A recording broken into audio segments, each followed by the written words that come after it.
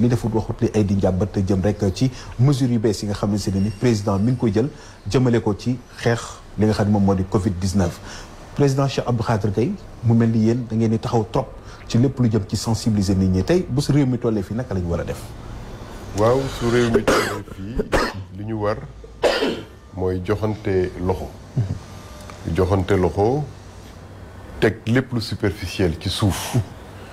jublu ci li nga xamante ne moom mooy farata moo ne këtt ne jonn ni ko olof di waxe te mbir mi dafa nekk mbir mu bu doy waar bu dal àddina bi yëpp lu dal ki la mën wala ki la mag wala ki lay dimbali ba tax ay oomam àgg suuf su la dalee war ngaa tiit lu jaaxal Amérique jaaxal France jaaxal Italie ndax gan la war na jaaxal Sénégal. situation bu mel nii nag li war mooy damaa ngi dégg nit ñi naan bu ñu tiit bu ñu tiit bu ñu tiit ah kay dañu war tiit ndax tiit mooy tax nit ki jug jël à bras le corps li nga xamante ne moom la war a song li ñu war wax kay mooy bu ñu dugg ci tubaab naan panique mais tiit war nañu mooy tax ñu jug mooy tax ñu xàmmee farata ak sunna moo tax ñu xàmmee li ñu war teg ci suuf ndax am na mbir yu am solo yi fi nekkoon ñu koy waxtaane tey jii bu lii jotee dañu war teg yooyu ci suuf kon bokk kilifa yi ñu ngi ci nañ lëkkaloo ak ñoom déglu leen topp directive yi éviter lépp luy indi contentieux ak division parce que moment yi su si réew tolloo loolu la ñu war a éviter di nga gis sax loo war a wax nga bako di nga gis loo war a ñaxtu nga bako ndax réew mi moo fa toll ndax lii kat dañ ko war arrêté nu mu gën a gaawee ndax Sénégal soxlawu ko Sénégal soxlawu ko waaye buñ ci tollee tam dañuy wax ndax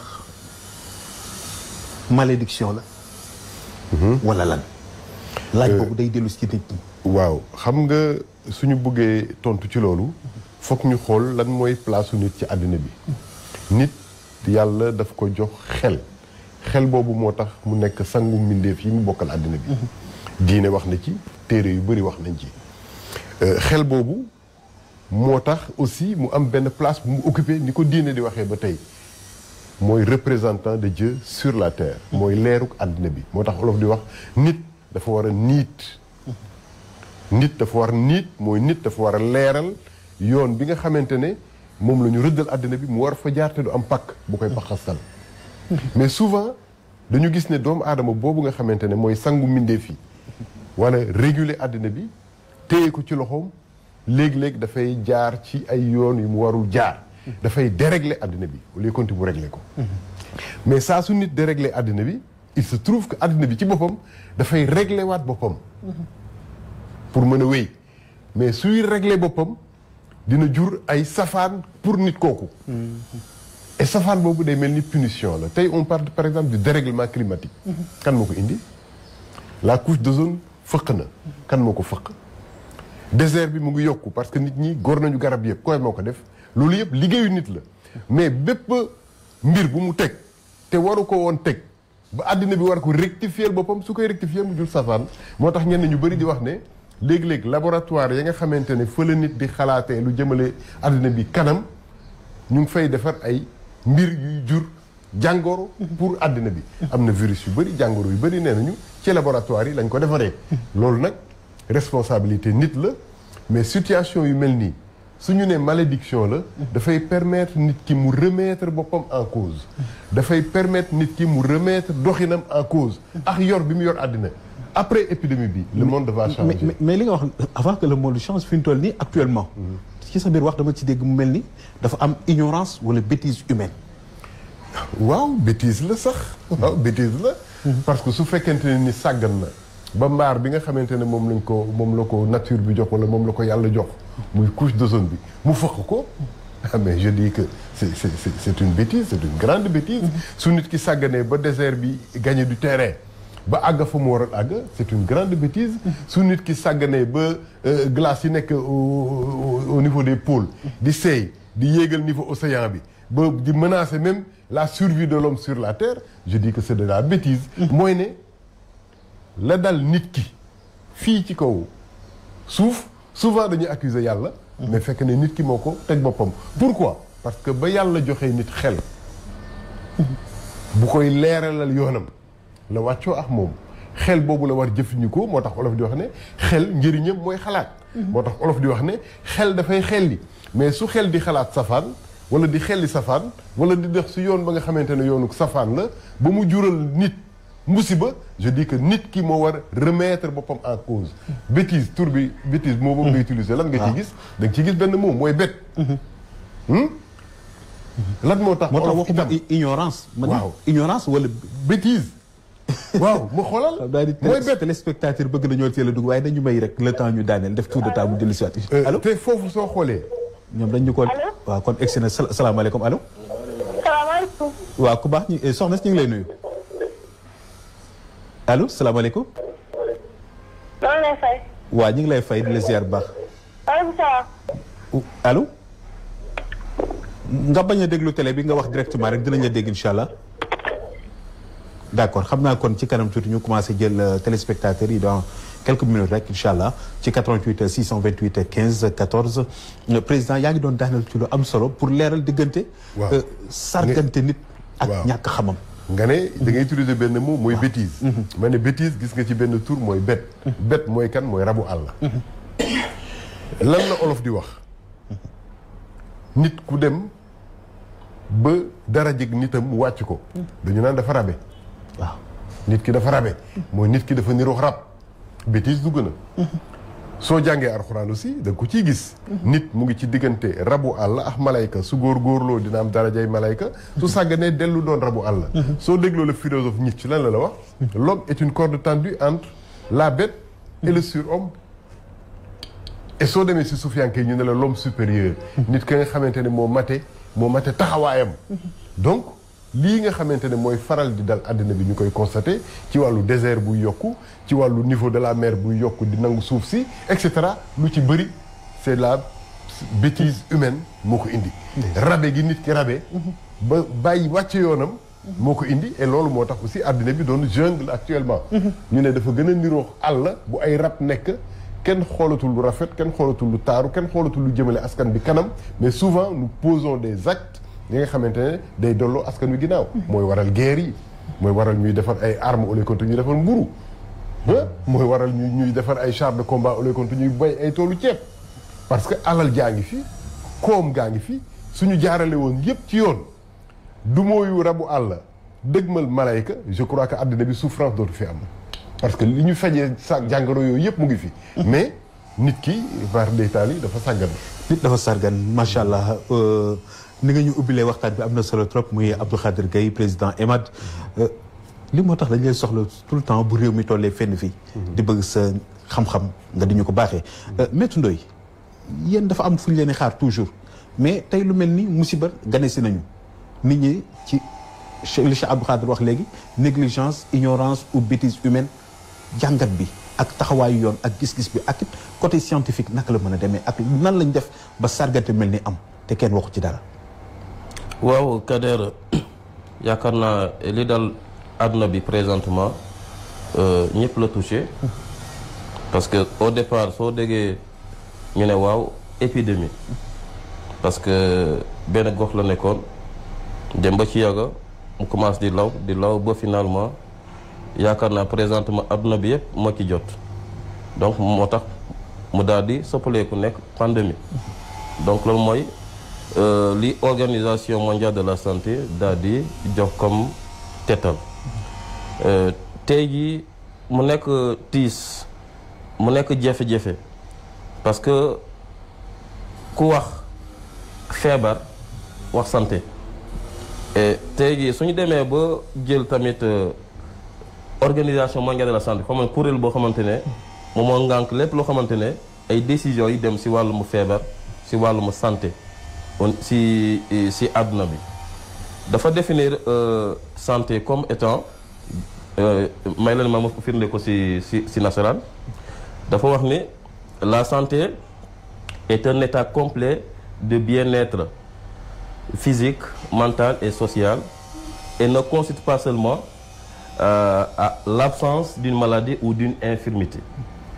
Donc ce qui veut dire wàllum santé wér-gu-yaram bi c'est pas seulement nit ki par exemple dafa wopp ñàkk kattan ñu ne daa feebar même su dee par exemple da nga am problème xel ou bien nga am problème nekk ci biir société bi sur le plan social loolu yëpp dafa dugg ci wàllum santé donc ce qui veut dire nit ki non seulement ci wàllum physique ci wàllum également psychologie nga am mentalité boo xamante ne bu stable au niveau social nga am bien-être boo xamante ne askan wi di nga mën a dund ci biir askan wi yooyu yëpp dafa dugg ci wàllum santé et loolu constitution bu organisation mondiale de la santé moom moo jox boobu définition ci wàllum santé.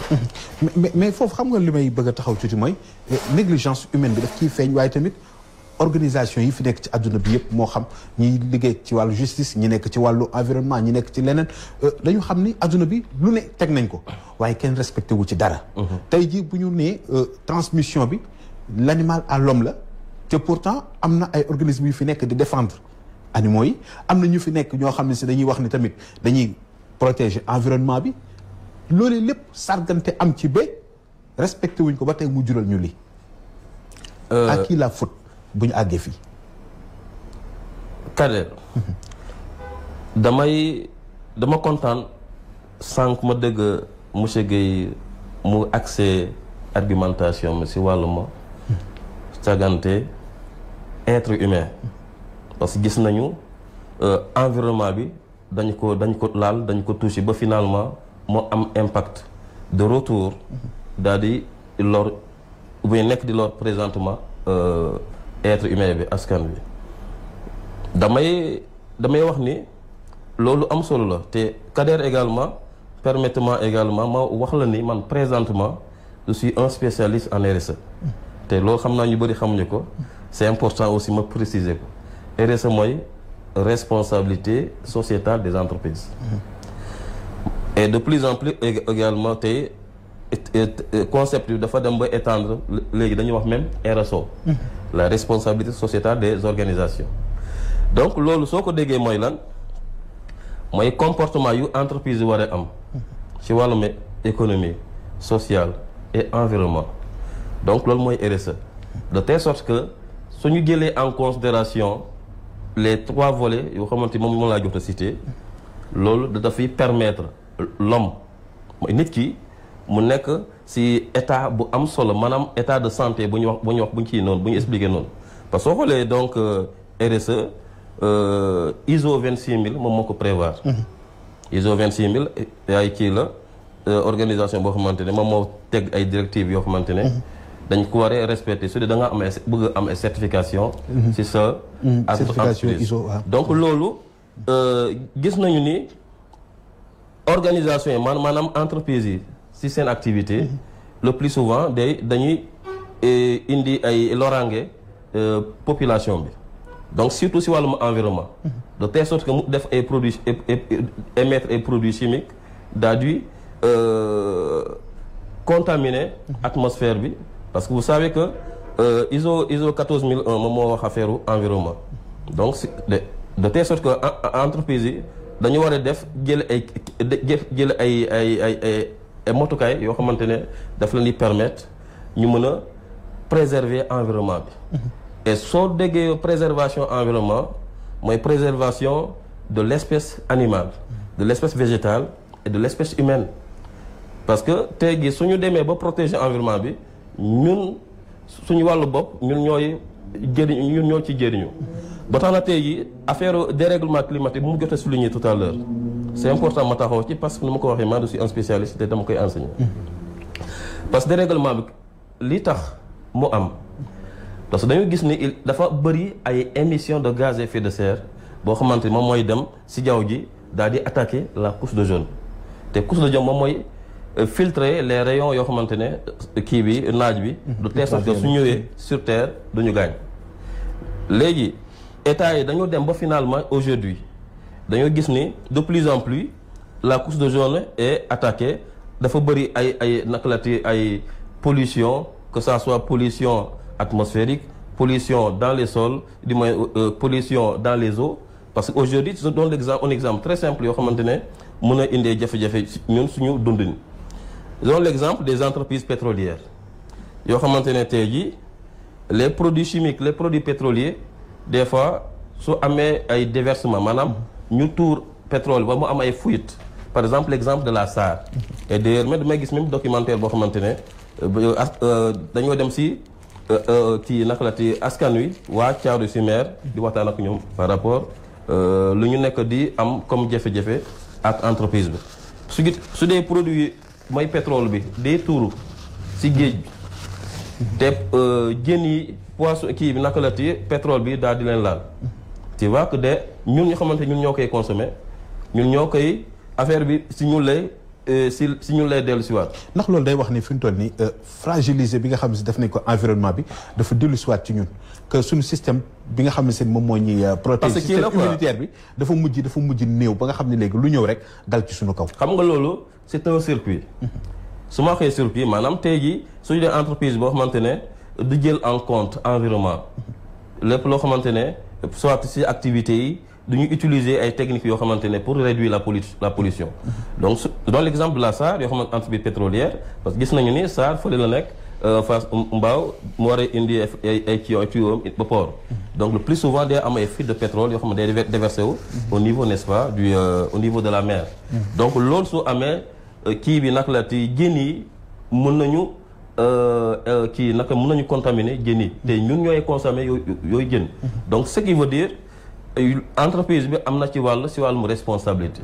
dans ce cadre également damay citer un spécialiste en RSE en marketing Frédéric Drucker nee na entreprise bi si activité am su dee dafa dem ba indi ay jafe-jafe et loraange askan wi moom dañ ko war a teg daan parce que responsabilité bi dafa war a nekk si ndodo. donc ba tax nag loolu c'est important ñu war ci taxaw parce que bien-être mu jotoon expliqué tout à l'heure loo xamante ne organisation mondiale de la santé moom moo ko wax bien-être des personnes de l'homme loolu dañ ko war a sàmm. loolu su amul. le plus souvent jafe-jafe yi est-ce que OMS mën na ubbi enquête ci situation bi am hormis cadre transmission bi de l'animal à l'homme ñu ne fi mu toll nii kat mare d'Italie artificielle la. su fekkee ni am na. xam nga si wàllum consommation parce que bu fekkee dañu jógee ci zoonose bi nga xam ne si moom la ñuy wax fer wi jógee ci animal ñëw ci nit ba egg si fenn fi. ñenn ñi commencé xalaat ni lu artificiel la bu boobaa responsabilité nit ki. xam nga consommation dafa am njeexital si bien-être bi si santé nit ki. consommation d'ailleurs même suñu xoolee si ISO 9001 boo xamante ni moom moo wax feru qualité yaakaar naa nit ki.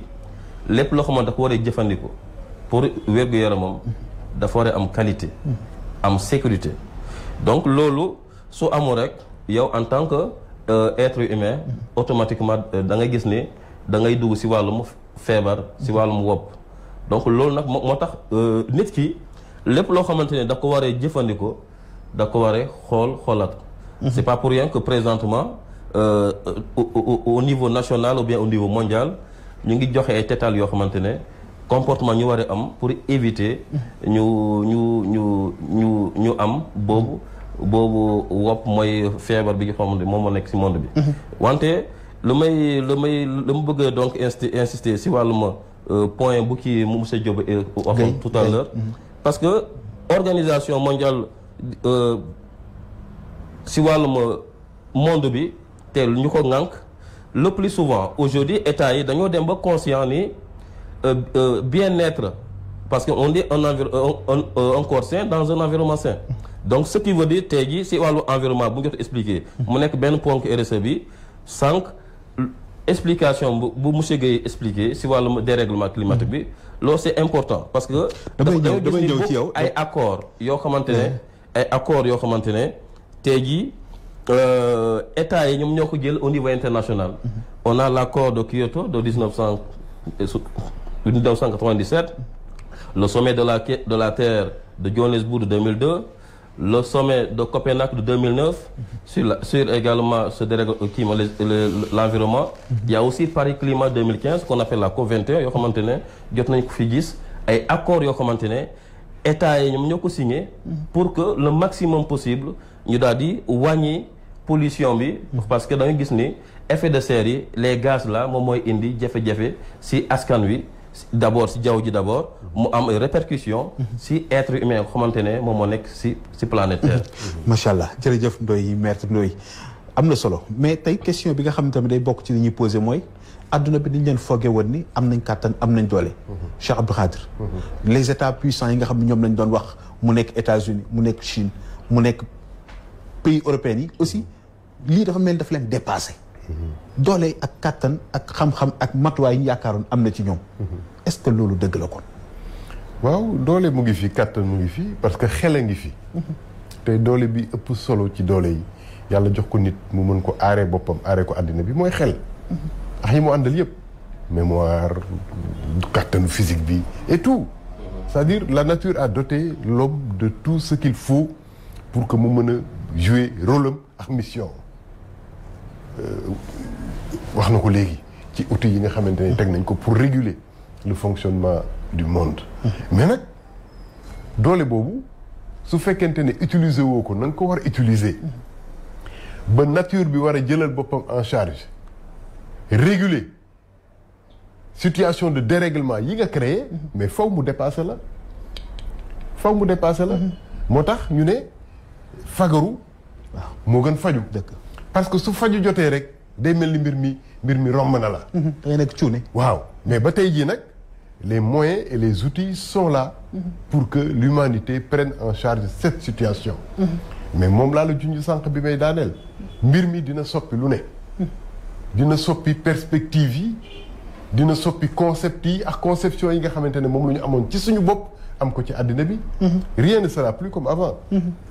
am na ay mbir yi nga xam ne su rombee àddina day soppi dafa mel ni am na boroom xam-xam yu ko wax mooy nit ki dëgër bopp bi mu dëgër bopp ba bañ a dox na mu war a doxee. ba war toppatoo na la mu war a toppatoo su dëgëree bopp ba mu jural ko musiba dafa mel ni nature bi dafay woñ loxoom. pour que par la force mu doxin bi war. moo tax situation bi dafay imposer ay conduites yu bees dafay imposer ay règles yu bees. soo déggee discours bi nga xamante ne le président français tenir na ko. nous sommes en guerre. oui nous sommes en situation de guerre. ak décision yi muy jël.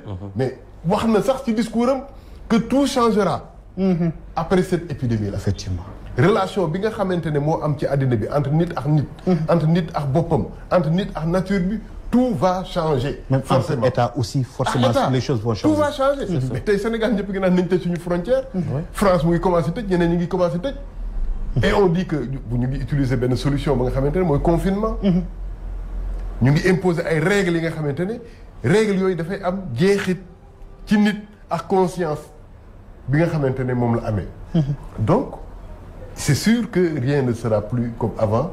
après cette épidémie les choses ont commencé à changer.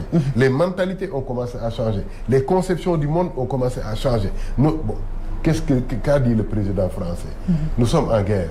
on a un ennemi mais l'ennemi est invisible. c'est très fort c'est très puissant. ça veut dire que moom ci boppam mu ngi commencer am ay gis-gis yu bees ci àddina bi. on croit à l'invisible mais il a dit que l'ennemi est invisible et c'est très fort et c'est très puissant. artificiel wala lan. lan ci superficiel. non loolu am nañu ko junj. mënuñu ko confirmer. mënuñu wax ne que lii ci laboratoire la juddoo. am nañu ko foog parce que arme biologique yàgg na ci àddina bi. avant lii di am. nit ki di utiliser ay bactéries ay virus. pour guerre parce que bëgg na faire une guerre propre entre guillemets. bon bi nga xamante ne les populations indiennes yi nekk Amérique ñu ngi leen di décimer bon ay armes biologiques la gars yi utiliser dañuy jël ay bactéries ay virus def ko ci ay majja ñëw may leen ko bon ñu sàngoo ko feebar épidémie bi déclaré wu population bi jeex génocide la woon pratiquement ñu occuper seen place. loolu yàgg na am ci àddina bi. mais moom la ak du moom par rapport ak li nga xamante ne moo xew loolu après lañ koy déterminer. et ce n'est même pas peut-être le plus important parce que le plus important déjà mooy ñu daan ko. mais imaginez tey jii épidémie bi au Sénégal su demee ba àgg benn niveau bi mais attends antunuñ ko. antunuñ ko. non Kader. population ba nga xamante ne li ëpp ci population bi dañuy xëy wuti la dépense quotidienne. et antunuñu confinement. duñu toog seen Sénégal moom yàlla bu ñu àgg foofu. yàlla bu ñu àgg foofu. donc je dis que la priorité tey jii moom mooy ñu peeg situation bi ñu daan adversaire bi nga xamante ne moom la ñu jàkkaar lool ba àddina bi génn ci. suñ ci génnee nag maintenant la réflexion va se poursuivre quelle conduite tenir pour que lu mel nii bañ a amati.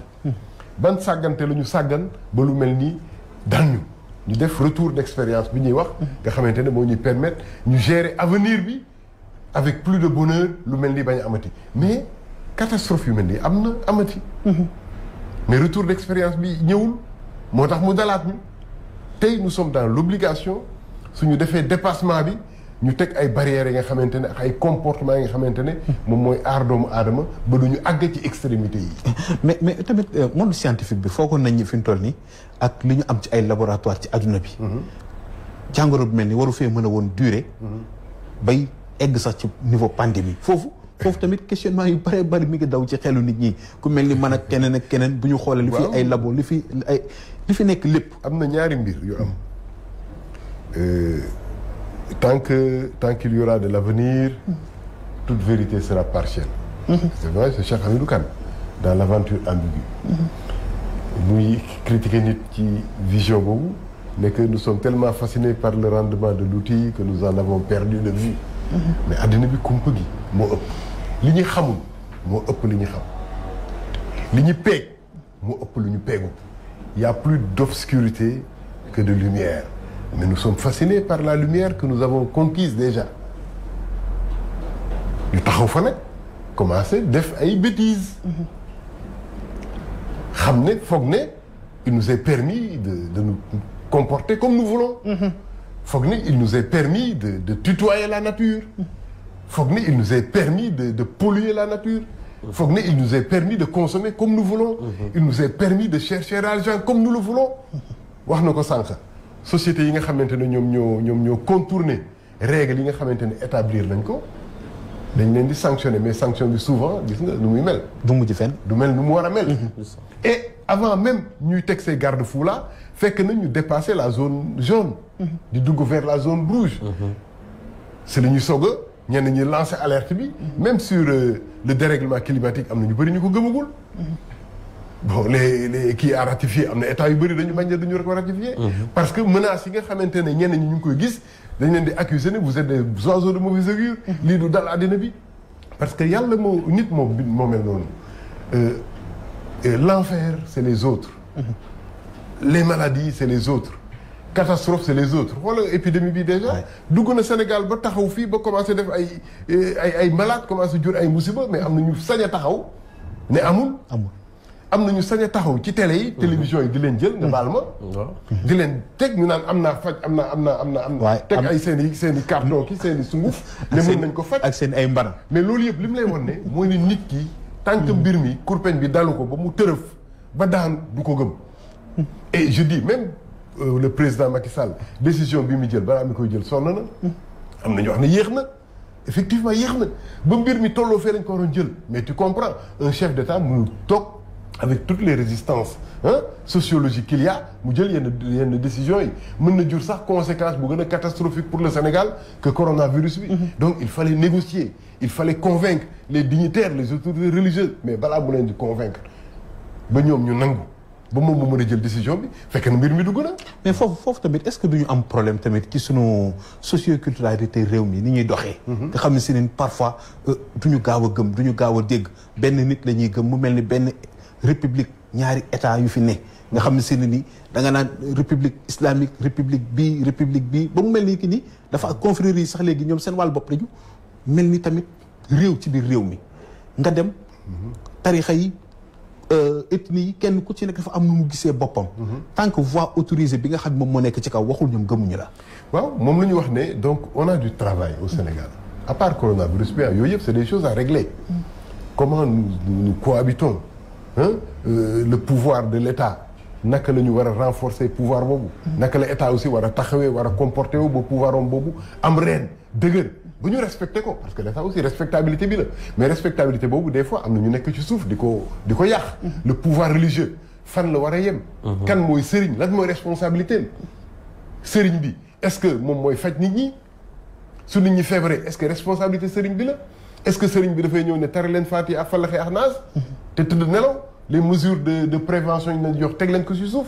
est-ce que c'est sa mission sëriñ bi mu ñëwee lan moo ko yitteel ci doomu aadama c'est l'âme c'est la spiritualité c'est la relation de l'homme avec Dieu loolu la amoon naa benn xarit bu nekkoon horloger Abbas maa ngi koy nuyu en passant bon mu jàng horloger rek xëy suba rek daaj kantinam commencé régler ay montre man ko Abbas tu n'as pas la technicité pour régler ay montre di nga créer sa problème ay kii mu ne montre bi ma jaaxal rek ma dóor la ñetti xulwa ma ne ko mais xulwa réparer montre taxu ko jub xulwa réparer montre taxu ko jub cette mentalité là et cette conscience ba léegi mu ngi ci sénégalais yi ils te diront des choses yi nga xamante ne bon tu as même peur pour toi-même et pour ton peuple mais loolu tant que réglé wuñ ko ci réew mi retard yu mel nii par rapport à une riposte bu ñu mën a am face à un ennemi visible ou invisible dinañu am retard yooyu parce que soo jëlee décision bi te kurpeñ bi dalagul ci kaw nit ñi ñu dal sa kaw mais il faut que maladie bi ñëw ba yëngal leen tey mu ngi yëngal zone yi mu yëngalul gëmuñu ko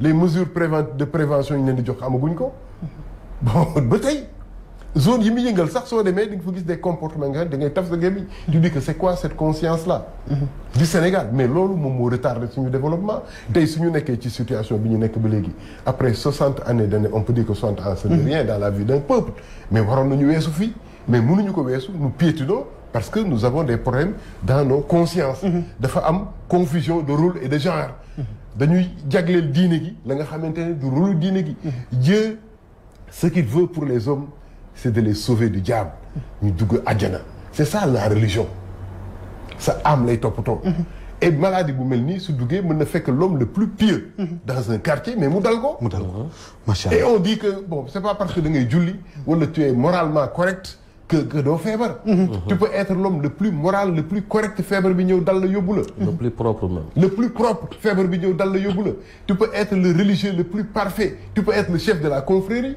mais feebar bi ñëw dal la parce que nature bi suy dox dafa am nu muy doxee dafa am ay considération il faut que nit ñi ñu xam lan mooy rôle lan la ñuy diine di laaj lan la ñu ki sos tarixa bi di laaj ak lan la bëgg a sauver ci ñun ak fan la yem ak ñun ak lan mooy rôle état ak lan mooy rôle gendarme bi ak lan mooy rôle père de famille bi ak lan mooy rôle juriste bi ak lan mooy rôle assemblée bi confusion boobu moo waral Sénégal lu ne du ñu dal moo waral nit ki coronavirus am ba di dal réew mi mu jug jël rajo bi ne maa ngi leen di waatal ci barke diw que feebar bi amu fi maa ngi leen di waatal ci barke diw que Sénégal dafa am protection mu am benn marabu buy def gàmmoom jug ne nit ñi dañu contre zone bële wala dañu contre confrérie bi wala dañu contre région bi alors que nit ñi contre ñu ko du gàcce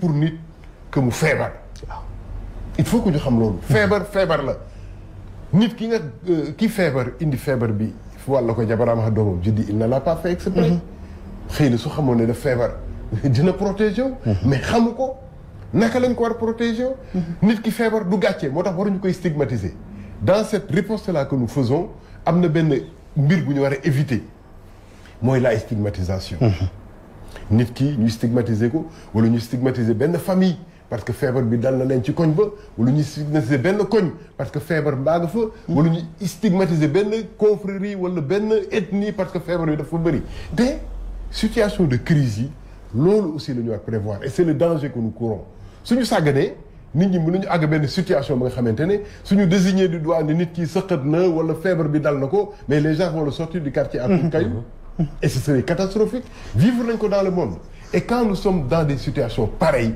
moo tax ñu devons être très vigilants dans la communication.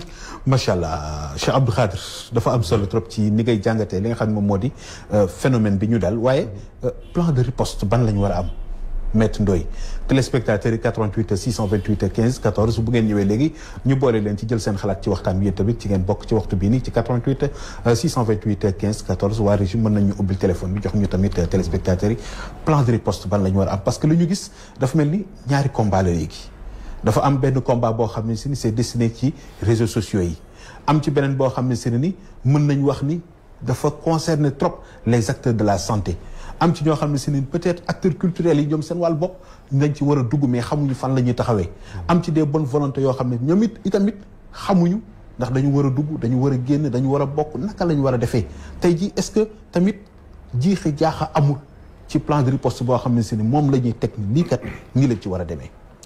waaw Kader damay rafetlu vraiment argumentaire monsieur Guèye mu expliqué tout à l'heure mu joxe xam nga sànq dañoo expliqué woon ni carrément si wàlluma santé bi maanaam le plus souvent du point de vue nit ki relation bi nga am ak nature bi ak respect bi nga war a am à l'endroit de la nature loolu yaakaar naa loolu su dee ñun ñu ngi dox yooyu tànk yaakaar naa dinañu am ay garde-fou maanaam en tout cas respect règle yooyu noonu su demee ba nekk si ñun yeneen catastrophe yi c'est trop rare mu dal ñu donc ba tax nag wàllum consommation dañ ko waree vraiment xoolaat parce que nit ki c'est pas n'importe quoi la waree consommer parce que soo xoolee d'ailleurs les informations yi ñu joxee si wàllum origine coronavirus bi entre voilà l'animal de l'animal à l'homme donc ce qui veut dire si wàllum consommation ñun d'ailleurs même soo xoolee même si wàllum diine am na yeneen animaux yoo xamante ne c'est pas destiné à la consommation donc loolu c'est très important nit ki lépp lu muy dugal si biiram si yaramam mu xoolaat ko bala mu koy jëfandikoo bala mu koy indee loraange tout à l'heure jot nañuy expliquer le comportement du moins discours président de la République de France bi wax affaire que nous présentement ñu ngi si wàllum situation de guerre et que l'ennemi est invisible et je pense que ennemi boobu mu jot a souligner mooy coronavirus qui est invisible c'est un ennemi qui est commun à tout le monde c'est à toutes les nations de telle sorte que tey jii war nañu xool ni présentement comportement état yi si wàllum nation yi donc si wàllum monde bi comportement état yi war nañu changer doxalin par rapport à la solidarité une solidarité médicale une solidarité internationale boo xamante ne mooy tax tey ñu mën a xeex jàngoro bi sans que ñu considérer entre ñoom comme ay ennemis par exemple tey jii un président de la République koo xamante ne moom rôle am fexe ba sàmb askanom si wàllum économique si wàllum société si wàllum également en tout cas lépp loo xamante ne mun na ko aar donc loolu président bi su demee jël décision mu ne waaw damay tëj samay frontières de manière momentanée parce que il y a une situation spéciale une situation exceptionnelle moom moo ko pousse mu jël décision parce que moom rôle am mooy fexe ba sàmb askanom parce qu'on dit que les États n'ont pas d'amis ils n'ont que des intérêts ça il faut le dire tout à l'heure jot naa souligner les accords yoo xamante ne jotoon nañu ko signer ci wàllum international pour jéem a xool nu ñu wàññee utilisation les ressources fossiles soo ko déggee mooy ay ressources énergétiques yoo xamante ne day indi pollution mooy charbon gaz ak pétrole et tey ci wàllum international politique bu bees bi mooy fexe ba inciter état yi ñun utiliser les ressources renouvelables et les ressources renouvelables yooyu soo xoolee yooyu pollution bi daanaka presque du am. oui c'est sans conséquence aussi. sans nekkul tamit sans conséquence tamit. non mais les ressources fossiles lu mu joxee comme conséquence moo gën a graaw parce que soo pollution yi mu jot a expliqué tout à l'heure loolu c'est énorme si wàllum ressources fossiles yi. wante si ressources énergétiques yi donc renouvelables boobu. Par exemple c'est moins dangereux quoi le solaire tout ça donc c'est moins dangereux maintenant suñu ñëwee ci wàllum comportement état bi par rapport nekk à la crise quand je parle de crise bien évidemment parce que le coronavirus dafa secouer tout le monde tous les États et présentement on voit que Sénégal jafe-jafe bi mooy le plus souvent le côté relationnel entre le temporel et le spirituel. C'est vrai que tout à l'heure monsieur Guèye jot na expliqué état am na ay jéego am na ay pouvoir am na fu mu tàmbalee ak fu mu yem le pouvoir religieux également tarixa yi confrères yi ñoom également c'est vrai que ñun au Sénégal am nañu suñu particularité par rapport aux autres pays yoo xamante ne affaire confrérie amu fa. donc diine ji dafa am fu mu tàmbalee ak fu mu yem également donc ce qui veut dire état xamante ne moom rôle am fexe ba sàmb ñëpp ñu nekk ci biir territoire am lépp loo xamante ne war na ko mën a jël comme décision.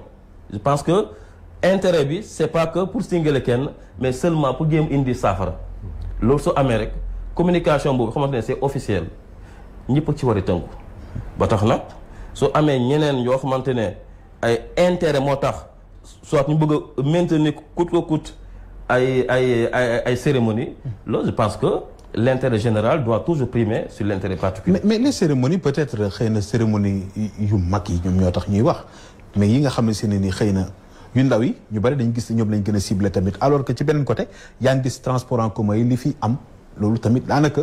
oui mais ci plan de riposte bi xëy na ñu ngi doon xaar réaction bu gaaw ci frontières yi. foofu laa bëgg a ñëwee.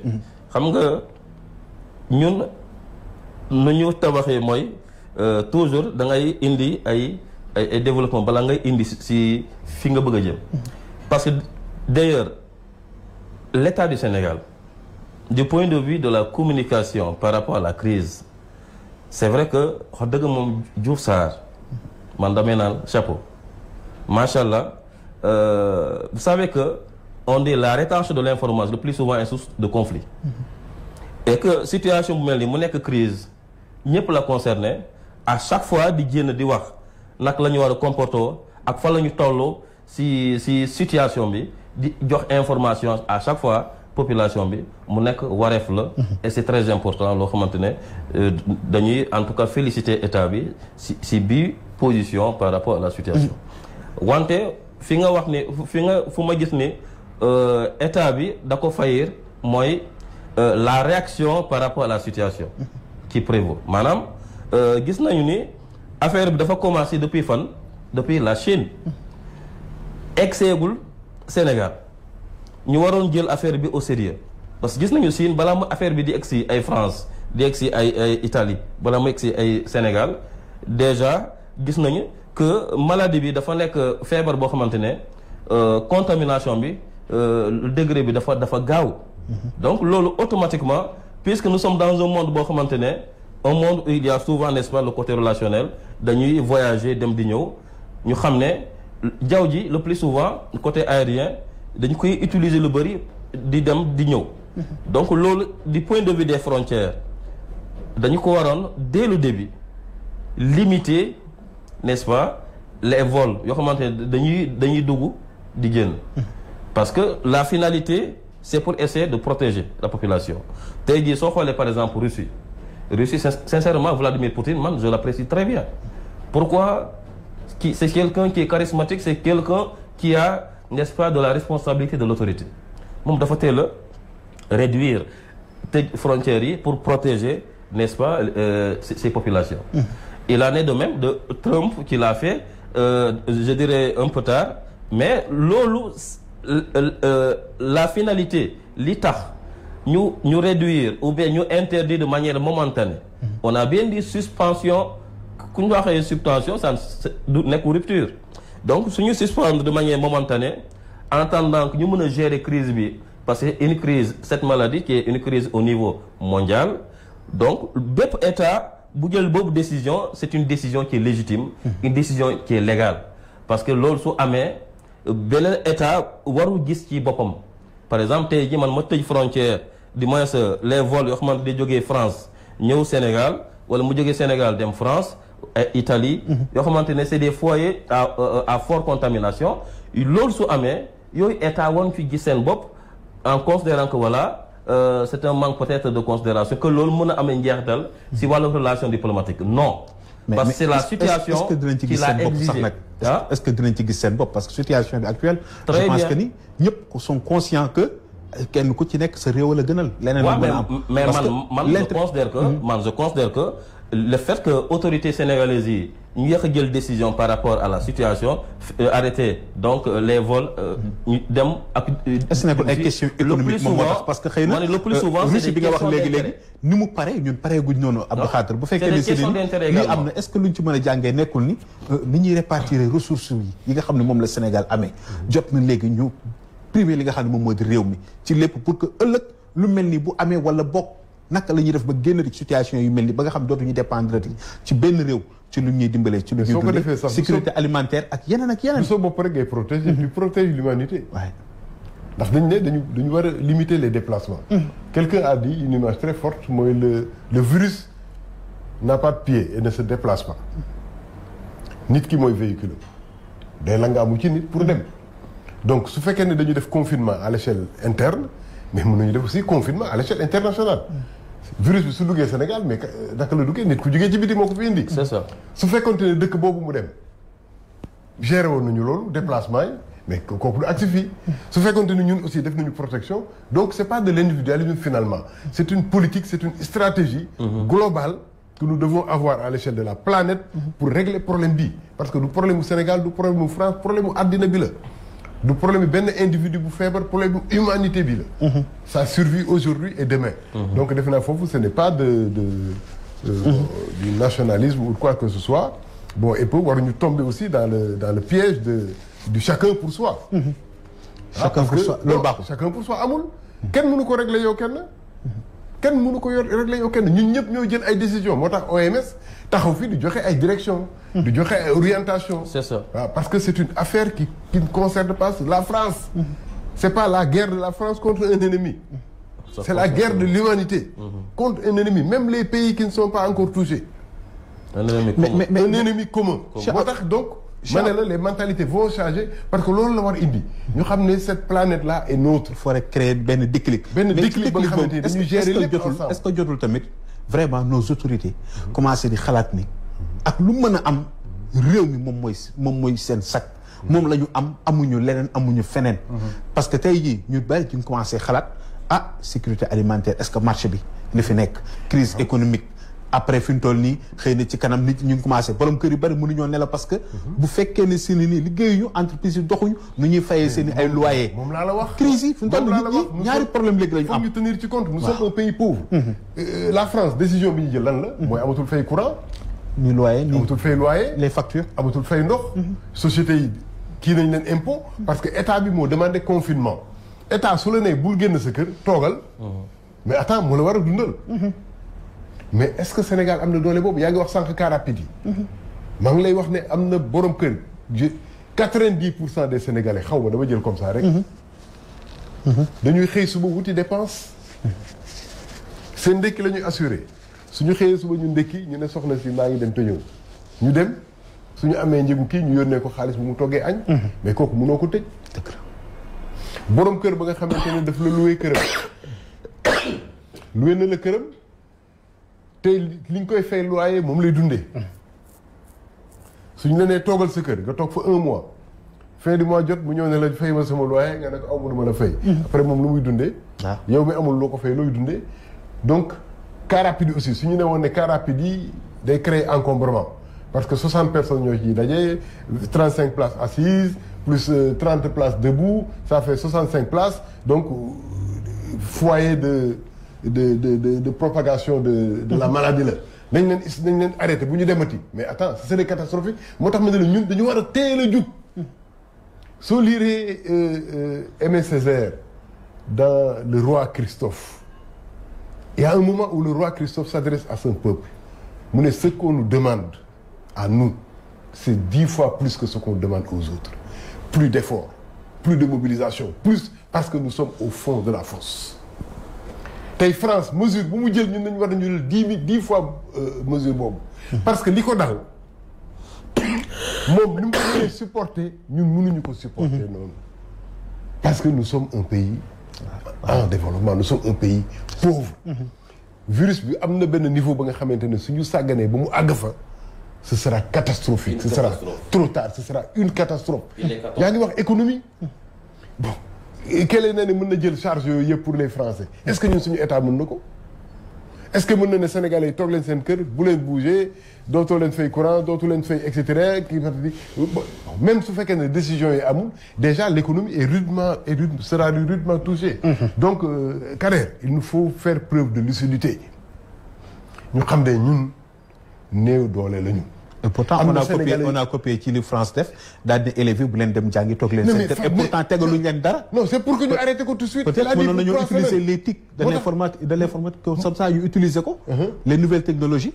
daal di koy utiliser pour mën a dimbali xale yu jàng. am nañu ko commencé def ah. y a qui ont pris décision que par le biais du net ils vont aider les élèves et cetera. On va trouver une formule ah. mais il était bon. que président su ko jëlul woon man ma jël ko sama kër. Le samedi man j'avais pris la décision un mois. Si l'affaire là si l'État ne prend pas de décision pour fermer les écoles lundi samay doom du ñu jàngi moom ma xalaatoon naa ko en tant que citoyen parce que dama xalaat attends tout le monde n'a pas les moyens pour dugal oto boo aseptiser sa doom mu dem jàngi tout le monde n'a pas les moyens et cetera ci car rapide la ñuy dugg ci Ndiaga Ndiaye la ñuy dugg gis nañu ne que à Touba la personne famille bi mu contaminé am na kenn ki dafa xëy suba dem jàngi mais classe bi yëpp ñu mettre leen en quarantaine c'est une mesure très sage à prendre fagaru moo gën faju il faut que ñu jël des décisions très fortes pour que crise bi bañ a àgg benn niveau parce que su fa àggee dina métti trop pour ñu dina métti Maître Ndoye tey lan lañ ci mën a jàpp ñi nga xam ne seen xëy na ñu ngi leen di topp ndax gis nañ ci réseaux sociaux yi ñu bari nee nañ léegi fi mu toll ni information yi ñu joxe baaxul dañ leen war a topp ci beneen bi aussi Abdou Khadre brossé na ko léegi mooy suñu ne nit ñi toog leen seen i biir kër wala weer bi bu kenn fay location. donc Kader merci beaucoup lu may njëkk a mettre en exergue mooy d'abord décision bu état bi jël tey mu nekk décision bu sage mais décision boo xamante ne dañ ko waroon tàmbale dès le départ la fermeture de frontières ñu doon expliqué au départ loolu suñu ko defoon au début te duñu egg à 25 cas dans le cadre de la contamination ou bien des personnes qui sont examinées et qui sont considérées comme positives. Et aussi lu may expliquer mooy tey suñu waxee ni toog leen seen kër que présentement nous sommes dans une situation boo xamante ne il faut ñu jéem a xool nañu xeexee jàngoro bi mu bañ a law macha allah une décision très sage lu ñëpp apprécié wante tey les rassemblements yu ñuy éviter ñu koy def pourtant les moyens de transport en commun yoo xamante ne ñun Sénégal wax dëgg mooy il faut le dire dañoo ëppal les moyens de transport en commun da ngay gis surnombre surpeuplement si biir transport en commun mu nekk loo xamante ne c'est trop grave et très dangereux parce que soo xoolee tey jii imaginez un cas positif bu dugg si benn Tata minibus wala benn bus Dakar Dem Dikk koo xamante ne il est positif loolu automatiquement contact bi muy am si biir ak aussi chaleur bi tout ça kooku déjà soo deful nang waa bis ba yëpp lay wàll donc foofu tamit dañu koy considérer comme étant un rassemblement donc de ce fait je pense que on doit prendre des mesures drastiques yoo xamante ne état bi par le biais de la police ñu interdire même di taxawalee nit si biir transport en commun da nga ñëw toog tout à fait place tookaay su jeexee amatul yëpp soo bu benn bis jëlee ay nit ñuy taxaw policier bi nangu permis bi te permis boo xamante ne suspension la yow ti père dootoo amati permis je pense que sanction boobu suñ ko jëloon tey jii benn chauffeur di jël boobu engagement parce que dañu xam ne sanction bi c'est une sanction très sévère parce que lan la dañuy fexe ba aar doomu aadama yi donc yow doo xool sa intérêt bopp ba lor doomu aadama yi di bëgg a taxawal donc loolu je pense que décision yooyu c'est à saluer et état bi da ko war a jël ces décisions yoo xamante ne draconiennes wante si wàllum mais bu boobaa aussi est-ce que duñu exiger particulier yi tamit kenn amatul droit daw yow kese parce que bu boobaa liy des ci arrêt yi dina bari boo xam ne si neen xëy na nit ñi nañ am problème exiger leen ñoom ñëpp que par force bu ñuy xëy nañu yëpp ñaar ñetti nit. moo gën benn oto boo xam ne moom kese mooy daw. mais nag situation bi moom moo ko indi. waaw léegi Kader. bul wax pour projet sa bopp de waxal ci lépp. xam naa ne fi man d'accord naa wante fu ma expliquer. point bi ngay gën a souligner. su dee da ngay yóbbaale. ki nga waree yóbbaale est-ce que yow xam nga waa ji fu mu jógee. là aussi c'est un problème. parce que mën nga yóbbu kenn koo xamante ne il est positif du point de vue n'est-ce pas du virus au niveau de son organisme.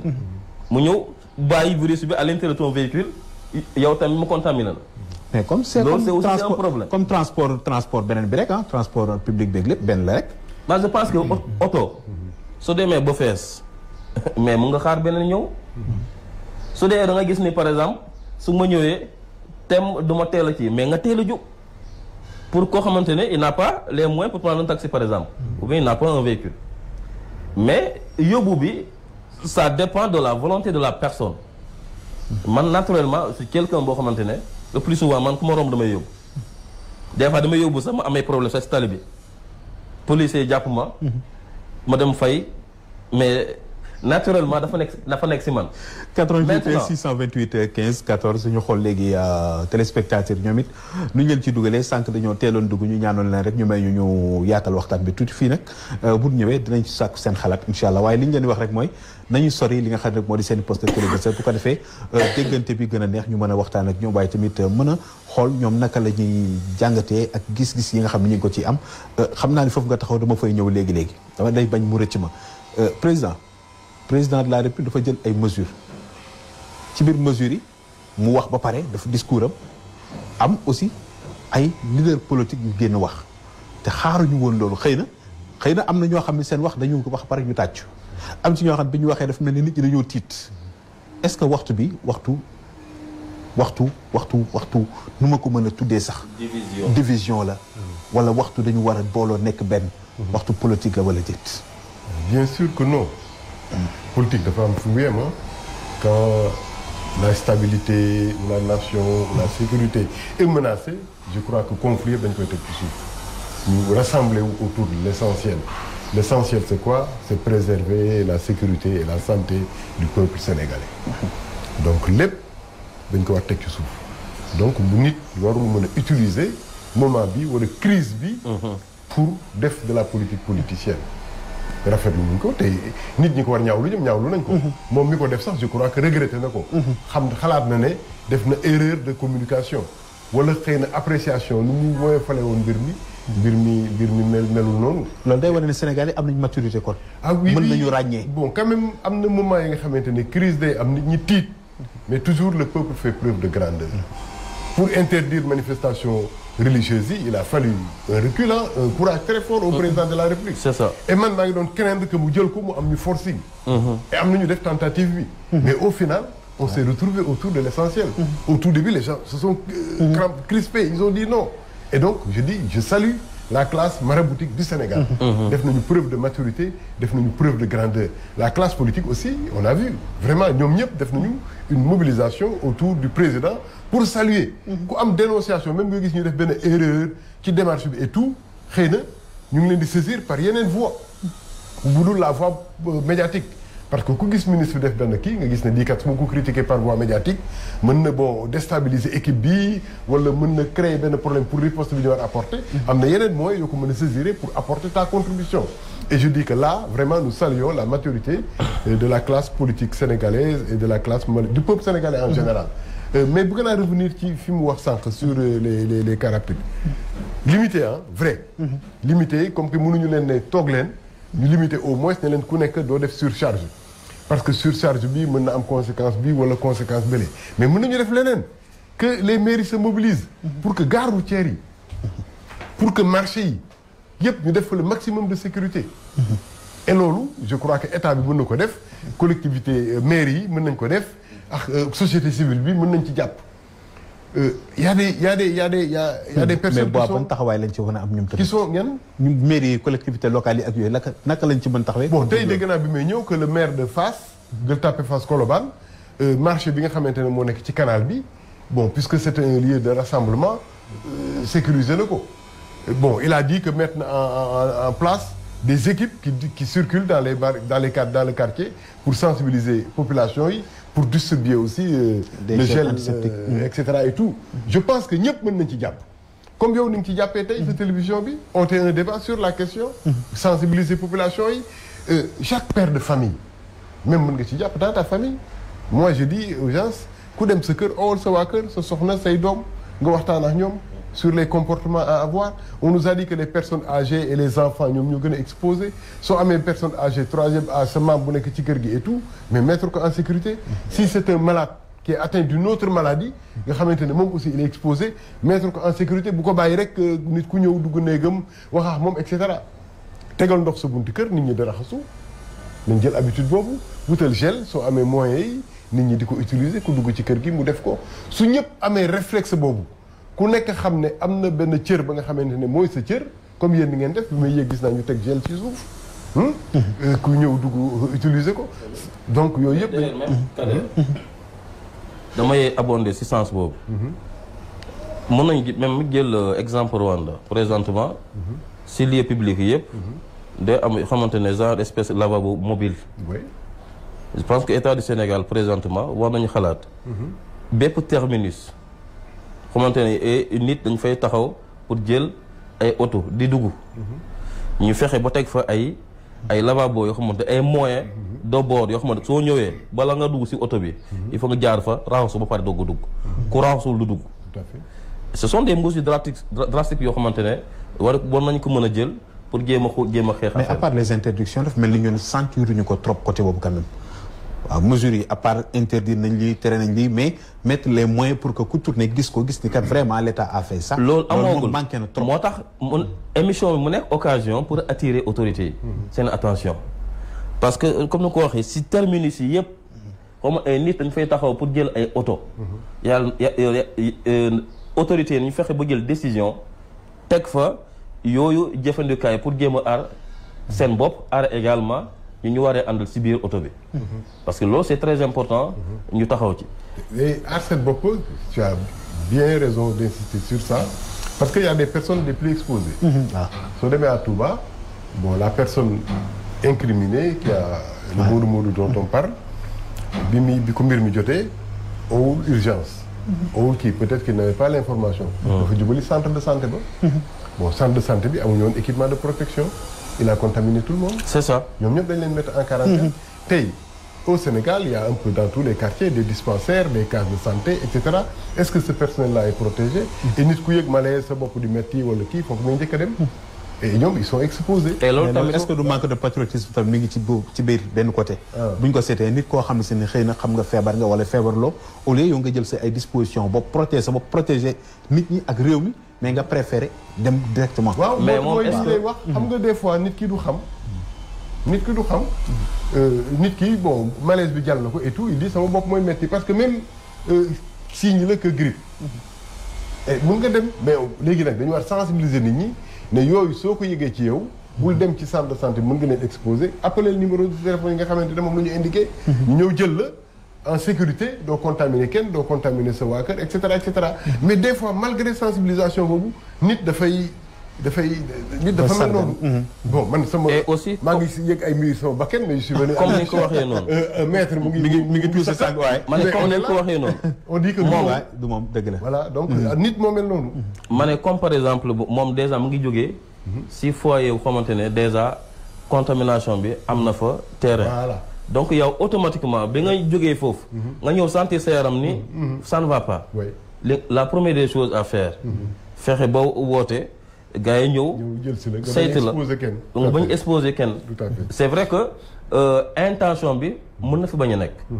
de faire du mal. mais moom en personne xamante ne Italie déjà affaire dafa jëloon ampleur te mu jógee foofu. moom lu mu waroon njëkk a def mooy aviser ñoo xamante ne ñoom lañ fi teg pour jéem a gérer crise bi koo xamante ne am na yooyu symptôme automatiquement mu woote mais loolu amul. wante fu may insister d'abord Kader. activité économique. parce que tey présentement su ñu waxee par exemple ñu bëri par exemple enseignants yi toog la ainsi de suite ou bien même dans le cas du commerce quand on réduit la liberté d'aller et de venir loolu su amee automatiquement dañ koy sentir ci wàllum économie. am na ñoo xamante ne ay commerçants dañuy profité wu def même ay spéculation. waaw te loolu ñu ngi koy gis. dafa nekk loo xamante ne ñàkk patriotisme weesu loolu. manque d'humanisme weesu loolu. nit ki nekk ci ay jafe-jafe nga profité ci pour jéem a jël ci moom dara. loolu su amee rek je pense que état bi loolu déjà moom mu rôle la pour mu mën a veiller à cela. képp koo xamante ne dafa jël décision di dem def spéculation di yokk njëgam prix naka la ci denrée yi. loo xam ne dañ koy jëfandikoo c'est lié à la vie la survie loolu képp ku jël boobu décision je pense que dañ la war a daan yu métti. dénoncer la d'abord dénoncer la.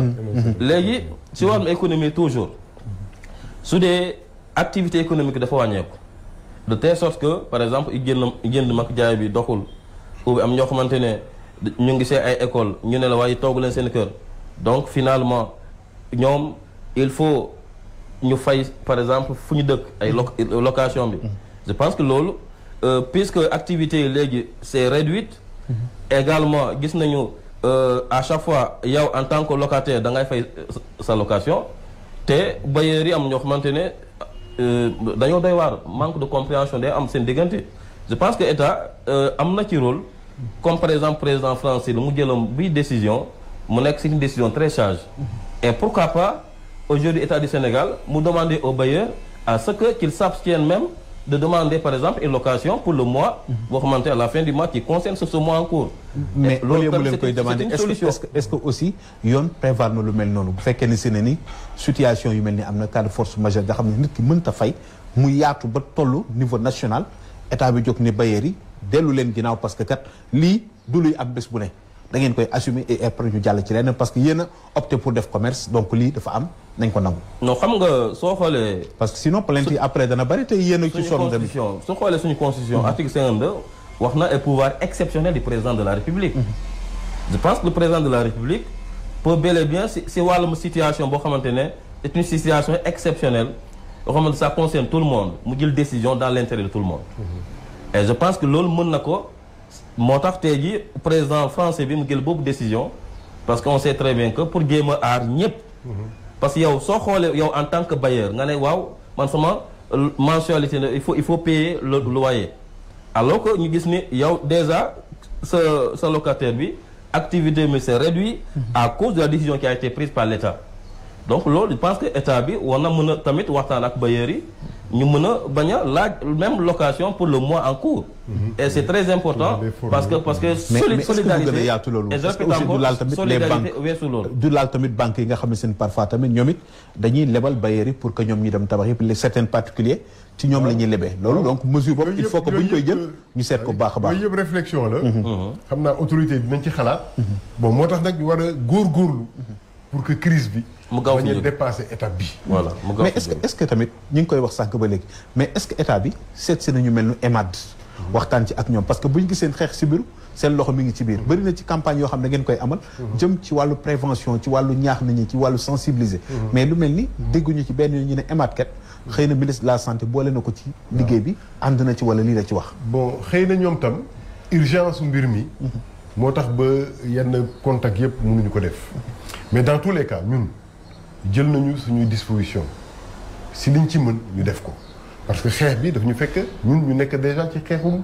tuberculose on a plus de je sais 2500 relais communautaires rien que au niveau du département de Dakar on en a 500 donc on a demandé aux chargés de projet que ñu sensibiliser relais communautaires yi instant bi ñuy def sensibilisation sur la tuberculose ñu jàllalaale le message concernant cette maladie-là bon mais je l'avais dit à une émission avec la RTS ma ne leen riposte su amee acteurs yi nga xamante ne déjà ils sont disponibles sur le terrain nañu miser si ñooñu bon ça n'a pas été fait mais demain la société civile doit tenir une réunion siège Kongat pour waxtaan xool naka la ñuy organiser à notre niveau la riposte pour que mbir mi ñëpp mën ci dugal seen loxo que état contacté la que état bañ la contacter c'est de ta responsabilité que nga dugal ci sa loxo parce que du état rek moo fi nekk dëgg la am na ay organes yu nekk imam yi nañu xutba mais pour ñu xutba foog ñu former leen sensibiliser leen ñoom it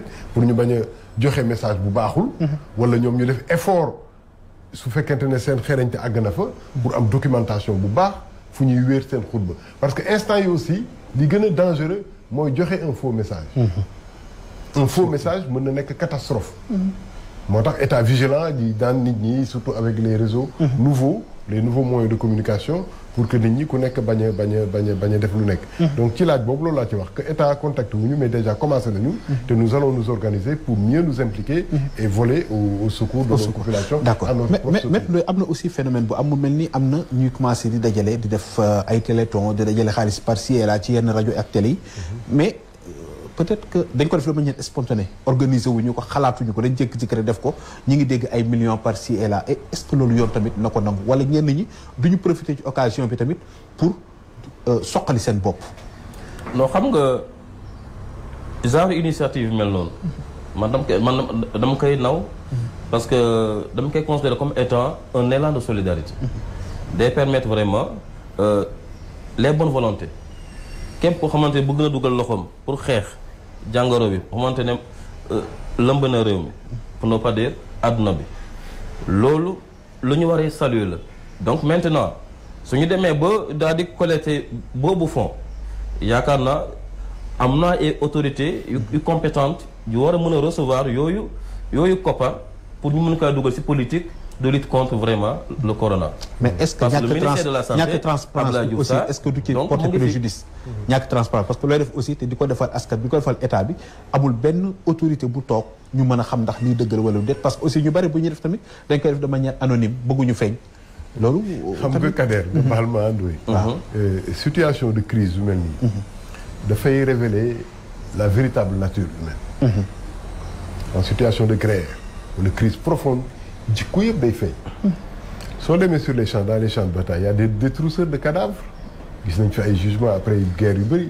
des gens qui vont dans les champs de bataille pour ñi rey ñu tekki seen montrière dindi seen dàll yi et cetera di ci def commerce en pleine guerre boobu soo dafa sori da ngay gis accident am fii voilà gars yi balaa gars yi di ñëw ñu fexe ba kii la ci xoo jël xaalisam donc situation de crise yi su amee am nañu élan de solidarité bi comme bi nga wax c'est à dañ ko war a encourager mais aussi dañu war a endiguer tous ces mauvais comportements là yi nga xamante ne crise bi mën na ko jël moo tax ñu ma ne nañ ñaan mu yem fii parce que plus mu yokk plus jikko yi di feeñ et maintenant tout ça c'est de la responsabilité de l'État de l'organiser ñu mettre en place un dispositif ba nga xamante ne bépp bonne volonté bu bëgg a def collecte de fonds dans les mosquées à travers les téléthons pour venir en soutien à l'État mais c'est bien même nit ko am téeméeru dërëm la bonne ménagère qui veut dire sama téeméer bi je suis sensible moom laa am dama bëgg a participer war nañ ko may moyen fu mu mën dem déposer fa 500 francs boobu pour dire que j'ai appuyé l'État je suis venu au secours de mes concitoyens mais foog ñu organiser ko parce que suñu ko organiser xam nga dès le début waxoon naa leen affaire RSE la responsabilité sociétale de l'entreprise parce qu'il y a le volet social donc loolu élan de solidarité boobu ce qu'on appelle en RSE ce qu'on appelle les actions philanthropiques et c'est très important genre yu mel noonu ñëpp dugal ci seen loxo pour jéem a endiguer donc ce fléau wante li ñu des ci bind dafa bëriwul ma bëgg rek tamit nga boole ci li nga xam ne moo di laaj bu mujj bi rek yóbbuwaale ko ndax Sénégal fi mu toll nii war nañoo mën a am benn hôpital kese pour gérer li nga xam ne moo di feebar bi. mais man Kader yóbbaale ko ci. Kader dafa am benn point boo xamante ne dama ko fàtte. te c'est important ma dugal ko parce que wàllum droit du travail. c'est vrai que wàllum regroupement le plus souvent on oublie également le côté de l'entreprise. foofu déjà am na ay dispositions yoo xamante ne dañ ko jot a prévoir. Il y a le code du travail avec l'article 183 L183 du code du travail. Mais également la convention collective nationale interprofessionnelle avec l'article 104 106 que par exemple travailleur bi su dee fu muy liggéeyee gis na fa loo xamante parce que article yooyu ñoo ŋànk lu ñu waan sécurité et santé au travail su travailleur su dee fu muy liggéeyee mu gis loo xamante ne méngoo na ak danger loo xamante ne mën na porter atteinte à sa vie automatiquement yow en tant que travailleur li nga war a njëkk a def nga informer nga jógee foofu fi nga nekk automatiquement jógee fa dem informer sa employeur informer également l'inspection du travail du danger qui te guette. Alors que le coronavirus donc en question, c'est un danger. Donc ce qui veut dire tey mu am benn cas dans une entreprise yow quelqu'un commenté ne automatiquement gis ni mu ngi mettre en évidence ces symptômes-là boo ko jegee mais automatiquement daal di dem informer l'employeur et l'inspection du travail par rapport à la situation et l'employeur boo war a jël des mesures drastiques qui sont adaptés pour jéem a xool nu ñu gérer cette situation en appelant les services de santé qui sont compétents pour gérer la situation. Donc tey jii rappelez-moi s'il vous plaît la dernière question. daf mel ni hôpital Fann rek moom moo fi nekk pour loolu. ndax war nañoo mën a transférer des malades de Touba, de Tamba wala feneen. Le domaine de la santé c'est vrai que c'est un domaine aujourd'hui qui souffre de moyens. loolu yaakaar naa ñu ngi koy jooytu partout. te loolu mu nekk occasion présentement état du Sénégal mu war a gën a gestu domaine santé ñu gën a am ay plateau yu gën a relevé yoo xamante ne dina mën a donc def face à ces situations parce que soo xoolee présentement Institut Pasteur rek ngay dégg ci situation bi wante am na yeneen laboratoire yu fi nekk yoo xamante ne man dama considérer peut-être dañu leen impliqué wu ci gestion crise bi mais Sénégal macha allah si wàllum ressources humaines am nañu ay ñoo xamante ne seen compétence màcc na si wàllum vraiment si wàllum médecine ba tax nag état du Sénégal présentement dafa war a gën a def ay jéego gën a yokk ay hôpitaux yoo xamante ne pour mën a vraiment gérer santé population mu nekk ak yelleef doomu aadama bu am solo. ndeysaan jërëjëf maître Babacar Ndoye mel na ni laaj yi sax jeexul waaye fi ñu waxtu bi dabee la. président Abdou Khadre lan nga ciy dolli laata ñu yëkkati jotaay bi dëgg la bëggoon nañ dugg sax ci li nga xam ne ni am na waaye ci fële ci mairie bu Dakar mais dañ koy yóbbu fële ci 12-14 incha allah. waaw non pour dire simplement que bon remercier la su fekkee ne temps bi jeex na. di féliciter état Sénégal. ministère de la santé ak acteurs yi nga xamante yëpp ñoo nekk au devant de la scène di mener ce combat. ay nit lañu mais wane nañ ci seen volonté. donc seen sens de transparence parce que ñu ngi communiquer comme il faut jël nañu aussi seen responsabilité. responsabilité yi gën a métti arrêter les grands rassemblements. ça a été une décision très courageuse. arrêter aussi toutes ces personnes là qui donnent de mauvaises informations. bon war mën a porter préjudice à la riposte. mais dire que responsabilité bi ñëpp ñoo ko partagé. couche yëpp ci société sénégalaise à commencer par la ménagère et le père de famille donc yal na yàlla jàppale ñu mën ñaan aussi ñu ñaan parce que ñaan ci la bokk. ñaan yàlla mu génn ñu ci crise bi rapidement. allahumma amin jërëjëf président Abdou Khadre Gaye Babacar. Kader damay aligné si même sens bi. parce que c'est important ñu daal di féliciter état du Sénégal par rapport comportement bu mu am pour gérer crise bi parce que communication mooy lépp parce que même si biir famille soo communiqué wul ak sa waa famille ay le plus souvent day am malentendu léegi par rapport à la plainte qui a été déposée par donc le ministère en tout cas le comité boo xamante ne moom mooy gérer crise bi que procureur de la République d'ailleurs mu mën a interpeller ñoo xamante ne dañuy diffuser et fausses nouvelles d'ailleurs même c'est pas pour rien man c'est important de le souligner suñu xoolee suñu code pénal avec la loi de 1965 la diffusion de fausses nouvelles est un délit donc il est de bon droit koo xamante ne tegul ci yoon mu nekk situation bu difficile de crise ngay joxe ay fausses nouvelles yow vraiment dañ la waree daan teg daan yoo xamante ne mu nekk ay sanctions exemplaires ñeneen suñu tegee vraiment seen bët ci dañ ko sanctionner parce que amul comportement bu ci war loolu automatiquement ñeneen yi ñoo xamante dañu am de mauvais penchant ñu bañ a dootuñu ko defal. d'accord waa jet na ci point boobu waaw ci quelques secondes rek. fausse nouvelle pour dire que c'est bon que ñu jël décision bi contre ñoom mais loolu yàgg na fi am. yàgg na fi am. gis nañu ci télé yu bëri ci plateau télé des gens qui viennent qui disent qu'ils sont capables de guérir telle ou telle maladie xaw ma fu ñu amee autorisation. xaw ma ku leen jox lii boobu. mais c'est de la publicité mensongère. et mu ngi fi au-delà de coronavirus bi. ne état bi jël responsabilité parce que même en situation de paix. au sens bi ko jox au début de l'émission. def naa dañu war a jël des garde-fous pour protéger les populations. c'est ça d'accord waruñu xaar rek coronavirus bi. incha allah mais ku jar a remercier aussi le khalife général des Mourides. ci décision bi mu jël njëkk a dugal 200 millions. pour donner le bon exemple. à l'état du Sénégal. vraiment il est à saluer. jërëjëf président Abdou Khadre Gaye mu nekk président EMAD dañu kontaan bu baax a baax ci teew bi ak jàngat beeg ni nga xam ne ni leeralal nga ñu lu baree bare ci doomu aadama d'abord ak nature bi ak ni ñu war a dundee waaye tamit point yu am solo yi nga xam ne maître Ndoye indi nañu ko Babacar Ndoye gunge ñu ci côté li nga xam ne ni sax lu ci bari laal na ci côté scientifique beeg waaye tamit gestion entreprise yi ressources humaines nag lu ci bari dugg na ci kon dañ leen di gërëm tamit yéen téléspectateurs yi nga xam ne yéen ñu doon topp tey ci thème bi nga xam ne moom lañ njëkkati mu nekkoon ñaareelu bés bi gërëm leen ci baax a baax ëllëg ak jàmm dinañ fi dellusiwaat ci beneen thème ak yeneen invité waaye bu leen sori léegi-léegi Assietou son équipe ànd ak Cheikh Ahmadou Bamba dinañ ñëw gën a yaatal ñoom tamit ci beneen waxtaan bu ñu war a amal léegi seen émission 12-14 jërë ngeen jëf bu ëllëg ak jàmm incha allah.